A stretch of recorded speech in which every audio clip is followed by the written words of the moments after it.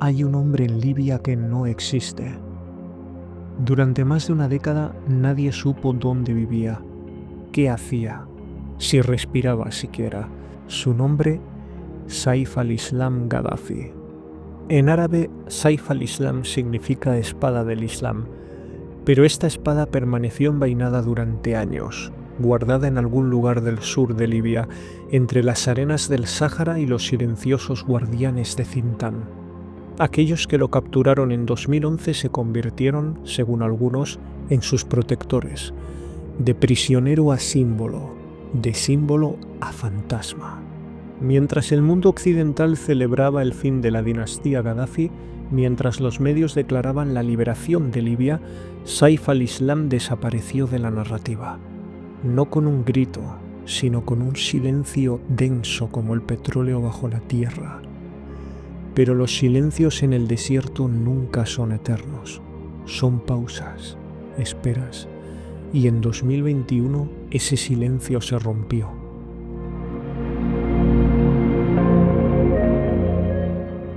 Capítulo 1. Cuando Libia era un país. Para entender a Saif al-Islam hay que comprender lo que fue Libia, no la Libia de las noticias fragmentadas, sino la que respiraba antes de que el mundo decidiera su destino. En 1951, cuando Libia obtuvo su independencia, era uno de los territorios más pobres del planeta. La tasa de alfabetización apenas alcanzaba el 10%. La esperanza de vida era de 57 años. Las familias vivían en tiendas de campaña y chozas de hierro oxidado. Luego, en 1959, encontraron petróleo bajo las dunas, oro negro que transformaría todo. Pero fue en 1969 cuando un joven coronel de 27 años, Muammar Gaddafi, derrocó la monarquía del rey Idris en un golpe incruento. Lo que siguió fue un experimento político sin precedentes, la Llamairilla, el estado de las masas, basado en su libro verde, una mezcla de socialismo árabe, democracia directa e islamismo modernista. Bajo Gaddafi, entre 1969 y 2011, Libia se convirtió en un país de contrastes afilados. Por un lado, un estado represivo donde la disidencia se castigaba brutalmente, donde desaparecían opositores, donde el poder se concentraba en el clan Gaddafi y en comités revolucionarios que actuaban con impunidad. La masacre de la prisión de Abu Salim en 1996, donde murieron cientos de prisioneros políticos, permanece como una herida sin cerrar. Pero también educación gratuita desde el jardín de la infancia hasta la universidad. Atención médica sin costo, electricidad subsidiada, préstamos sin intereses. El Estado pagaba a estudiantes libios para que se formaran en el extranjero. En 2010, el Programa de Desarrollo de las Naciones Unidas clasificó a Libia como el país con el índice de desarrollo humano más alto de África. La tasa de alfabetización alcanzó el 88,4%, la esperanza de vida 74 años y medio. El Producto Interior Bruto per cápita superaba los $8.000, más alto que algunos países europeos. Además, las mujeres libias tenían derechos que eran impensables en gran parte del mundo árabe. Acceso a educación superior, derecho al divorcio, a poseer propiedades, un ingreso propio. Más de la mitad de los estudiantes universitarios, de hecho, eran mujeres. Libia no tenía deuda externa, su banco central era completamente estatal. El petróleo nacionalizado desde los años 70 pertenecía al pueblo libio, al menos en teoría. Este es el contexto que muchos libios recuerdan, no con nostalgia ciega, sino con la memoria de lo que tenían, un país funcional, con servicios públicos operativos, con estabilidad, un país que, a pesar de su autoritarismo, garantizaba lo básico. Y fue este país el que comenzó a desmoronarse en febrero de 2011. Capítulo 2. El heredero y el colapso. Saif al-Islam Gaddafi nació el 25 de junio de 1972 en Trípoli, segundo hijo de Muammar Gaddafi y su segunda esposa, Safia Farkas. De los 9 hijos legítimos del líder libio, Saif al-Islam era considerado el heredero intelectual, el reformista, el puente entre la Libia revolucionaria de su padre y el mundo occidental. Estudió arquitectura en Trípoli, luego ingeniería en Viena y finalmente obtuvo un doctorado en filosofía de la London School of Economics en 2008. Su tesis versaba sobre el papel de la sociedad civil en la democratización de países en desarrollo, ironías del destino. Saif al-Islam fundó la Fundación Gaddafi para el Desarrollo, dedicada a derechos humanos, proyectos sociales y reconciliación nacional. Bajo su liderazgo se liberaron prisioneros políticos, incluidos islamistas radicales del Grupo de Combate Islámico Libio, que habían intentado derrocar a su padre. Abogó por reformas políticas, mayor transparencia y libertad de prensa.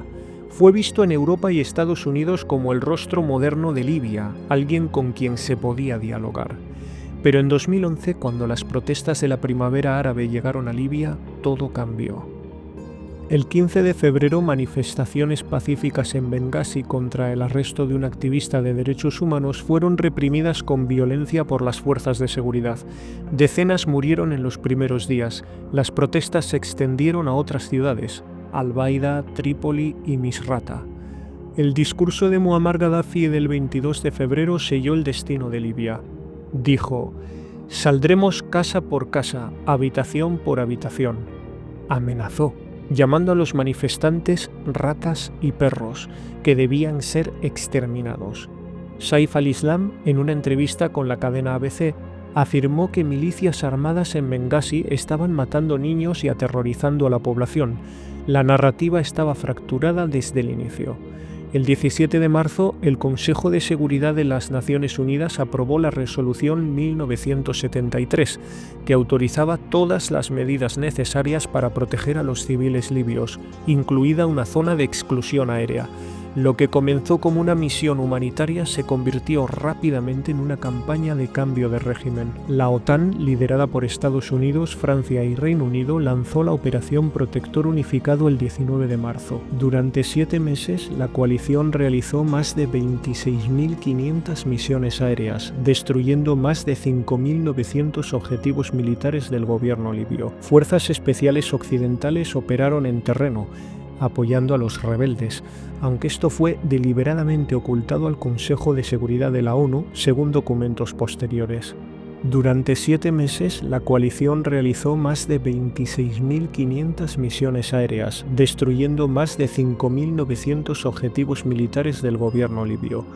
Los números de víctimas varían según la fuente, entre 1.914 y 6.109 muertes durante el conflicto, según datos de Uppsala Conflict Data Program y Armed Conflict Location and Event Data Project. Las autoridades libias estimaron en 2013 que fallecieron aproximadamente 4.700 partidarios rebeldes y un número similar de leales a Gaddafi. El 20 de agosto, las fuerzas rebeldes entraron en Trípoli. El 20 de octubre, Muammar Gaddafi fue capturado y ejecutado en su ciudad natal de Sirte, en circunstancias que aún hoy generan debates sobre crímenes de guerra. Las imágenes de su muerte, difundidas globalmente, marcaron el fin de 42 años de gobierno. Por cierto, en esas imágenes se puede escuchar perfectamente a mercenarios hablando en español qué debían hacer con él y alguien también respondiendo que ejecutarlo cuanto antes. Saif al-Islam intentó huir hacia Níger. El 19 de noviembre de 2011 fue capturado por la brigada Abu Bakr al-Siddiq, comandada por al-Ahmi al-Atir, cerca de la remota ciudad de Ubari, en el sur del país. Tenía dedos amputados, resultado de bombardeos de la OTAN. Fue trasladado a Zintan. Durante 6 años, Saif al-Islam permaneció bajo custodia de milicias de Zintan, no del gobierno libio. En 2011, la Corte Penal Internacional emitió una orden de arresto contra él por crímenes de lesa humanidad. En 2015, un tribunal de Trípoli lo condenó a muerte por fusilamiento, junto a otros funcionarios del régimen, por incitar a la guerra civil, genocidio y ordenar matar manifestantes. Saif al-Islam nunca compareció físicamente en el juicio. En 2016 recibió una amnistía del gobierno de Tobruk, en el este de Libia, pero las autoridades de Zintan negaron días después que hubiera sido liberado. Nadie sabía con certeza si estaba en prisión, bajo arresto domiciliario o libre. En 2017, según reportes, fue finalmente liberado, pero desapareció de nuevo. Durante toda una década, Saif al-Islam Gaddafi fue una sombra, un rumor, una moneda de cambio entre facciones rivales, como lo describió la prensa internacional. Capítulo 3. Libia fragmentada. Cuando la OTAN concluyó su operación el 31 de octubre de 2011, sus líderes declararon victoria. Habían salvado miles de vidas, afirmaron. Habían protegido civiles. Habían dado a Libia la oportunidad de construir su propia democracia. Pero lo que siguió fue el colapso total de las instituciones estatales. Según el Fragile States Index, Libia pasó del puesto 111 en 2010 al puesto 17 en 2021 entre los países más frágiles del mundo. Todos los indicadores de fragilidad estatal empeoraron, excepto la desigualdad económica. El país se fragmentó entre más de 1.700 milicias armadas, muchas mejor equipadas que la policía y el ejército regular. Entre otras cosas, se desarrolló el primer mercado oficial de esclavos desde hacía siglos. Desde 2014, Libia ha estado dividida entre dos gobiernos rivales. En el oeste, el Gobierno de Unidad Nacional, con sede en Trípoli, liderado por Abdul Hamid Deiba, reconocido por las Naciones Unidas pero acusado de perpetuarse en el poder más allá de su mandato transitorio. En el este, el Gobierno de Estabilidad Nacional, basado en Tobruk, liderado por Osama Hamad y respaldado por la Cámara de Representantes y el Ejército Nacional Libio, comandado por el mariscal de campo Khalifa Haftar. Las elecciones programadas para diciembre de 2021 nunca se realizaron. Los desacuerdos sobre leyes electorales, sobre quién podía postularse, sobre cómo unificar instituciones, paralizaron todo proceso democrático. A fecha de noviembre de 2025, Libia sigue sin elecciones nacionales desde 2014. La producción petrolera fluctúa según las disputas por el control del Banco Central de Libia, que maneja los ingresos del petróleo. En 2024, el gobierno del oeste gastó más de 109.000 millones de dinares libios, mientras el gobierno del este acumuló 49.000 millones en obligaciones fuera del presupuesto. Una de las mayores empresas petroleras de Libia, Arkenu, ha sido mencionada por haber exportado más de 600 millones de dólares en crudo desde mayo de 2024, desafiando el monopolio estatal de la Corporación Nacional de Petróleo. Su vinculación con Khalifa Haftar se ha documentado. Especialmente, hay alegaciones de que la empresa opera bajo el control de su hijo, Saddam Haftar. Por otro lado, los servicios públicos se han deteriorado dramáticamente. Hospitales sin electricidad, escuelas cerradas, una inflación galopante tras la devaluación del dinar libio en abril de 2025, más de 44.800 personas permanecen desplazadas tras las inundaciones catastróficas en septiembre de 2023 en Derna, donde el colapso de dos represas mató a miles, y en medio del caos persisten graves violaciones a los derechos humanos, desapariciones forzadas, torturas en centros de detención, trata de personas. En febrero de 2025 se descubrieron fosas comunes con cuerpos de migrantes en granjas clandestinas. Este ha sido el precio de la liberación. Capítulo 4. El regreso del fantasma. Después de una década de silencio, Saif al-Islam reapareció el 30 de julio de 2021 en una extensa entrevista con The New York Times, publicada bajo el título «El hijo de Gaddafi está vivo y quiere recuperar Libia». Saif negó los rumores de su muerte, explicó que sus captores de Zintan se habían liberado de la ilusión de la revolución y ahora lo apoyaban. Declaró que había predicho la fragmentación del país desde los primeros días del levantamiento de 2011 y anunció su intención de postularse para la presidencia de Libia. En noviembre de 2021 se registró oficialmente como candidato para las elecciones que nunca ocurrieron. La Comisión Electoral lo descalificó días después, argumentando irregularidades legales y la sentencia de muerte aún vigente. La Corte Suprema de Libia había anulado esa sentencia en mayo de 2021, pero las autoridades de Trípoli no reconocieron la decisión. La Corte Penal Internacional continuó solicitando su extraditación. Saif al-Islam permanece hasta hoy como fugitivo legal y candidato político bloqueado. Pero ¿por qué Saif al-Islam Gaddafi sigue siendo relevante para la Libia actual? Porque encarna algo que muchos libios han perdido: la memoria de un Estado funcional. En encuestas realizadas entre 2021 y 2024, Saif aparece consistentemente entre los candidatos presidenciales más populares. Una encuesta de Libya Stats en septiembre de 2021 le otorgó el 48% de apoyo entre 3.611 encuestados. Su base de apoyo proviene proviene de exfuncionarios del régimen de Gaddafi que perdieron poder y privilegios tras 2011, las tribus del sur, especialmente en Fezzan, que recuerdan cuando el gobierno les pagaba directamente por recursos petroleros, el llamado Cinturón Verde de Trípoli, zonas densamente pobladas que se beneficiaban de subsidios estatales, y de los jóvenes libios nacidos después de los 90,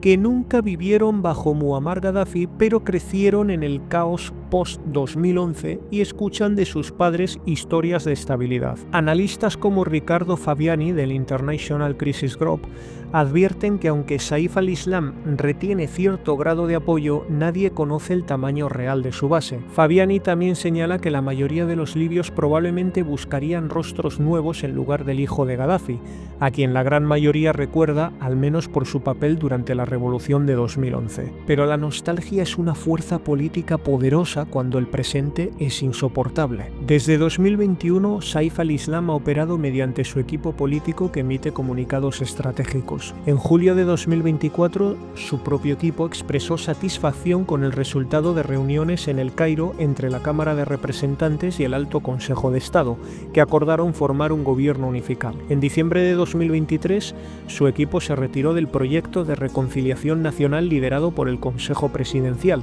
protestando contra el encarcelamiento continuo de figuras del régimen de Gaddafi. En 2023 agradeció públicamente al presidente del Parlamento, Aguila Saleh, por aprobar leyes electorales que no excluyen a nadie, lo que le permitía postularse, pero las elecciones siguen sin fecha. En noviembre de 2024, medios afines reportaron que Saif al-Islam había logrado una victoria aplastante en elecciones municipales, declarando que la salvación está llegando a Libia.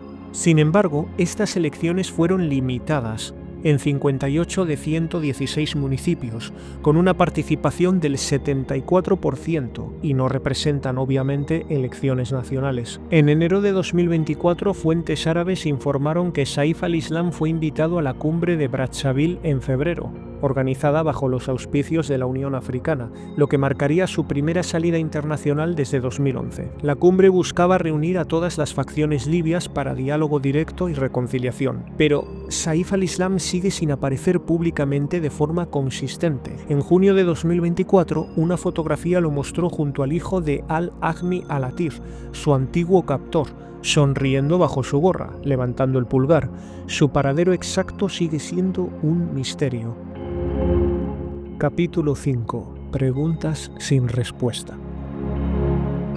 Así las cosas, ¿qué representa realmente Saif al-Islam Gaddafi para Libia en la actualidad? No es una pregunta con respuesta simple. Para algunos es un símbolo de estabilidad perdida, un heredero que promete reconstruir instituciones bajo el lema de su padre: nuestra riqueza debe servir a nuestro pueblo. Para otros es el hijo de un dictador, cómplice de un régimen que torturó y asesinó a miles, alguien que nunca ha rendido cuentas por su papel en la represión de 2011. La Corte Penal Internacional lo sigue considerando prófugo. Human Rights Watch señaló en su informe de 2025 que Saif al-Islam permanece fugitivo y que su posible regreso político plantea serias preocupaciones sobre impunidad y justicia transicional. Pero en una nación dividida entre dos gobiernos, donde la justicia es selectiva y las milicias actúan como estados dentro del Estado, la legalidad internacional parece abstracta para muchos libios que simplemente quieren vivir sin apagones, sin escasez de combustible y sin violencia diaria. El verdadero problema de Libia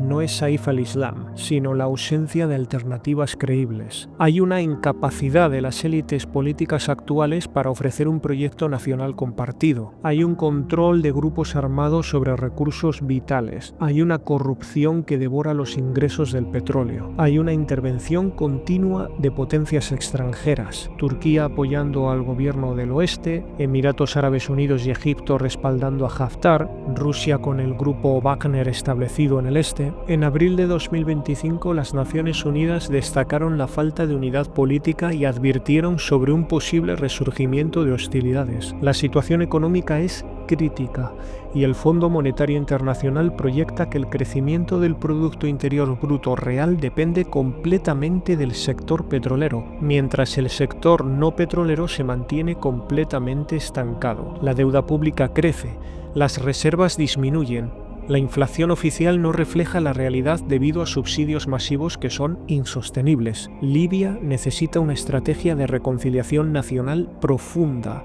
reformas institucionales, un presupuesto unificado, elecciones transparentes. Pero cada uno de estos pasos requiere que las élites actuales renuncien a poder y privilegios, y pocas están dispuestas a hacerlo. ¿Podría Saif al-Islam ofrecer esa vía? Su discurso público habla de reconciliación, de unidad, de reconstruir el Estado sobre bases de justicia e igualdad, libre de corrupción. Su proyecto se llama Libia del futuro, pero la historia advierte contra mesianismos políticos. Su padre prometió democracia directa y entregó una dictadura personalista. El propio Saif al-Islam fue parte de ese sistema durante décadas, aunque intentó reformarlo desde dentro. Lo que sí es claro que mientras Libia permanezca fracturada, mientras los servicios públicos colapsen, mientras la violencia sea cotidiana, la figura de Saif al-Islam seguirá creciendo en el imaginario colectivo. No necesariamente por lo que es, sino por lo que representa la posibilidad, quizás ilusoria, de volver a tener un país.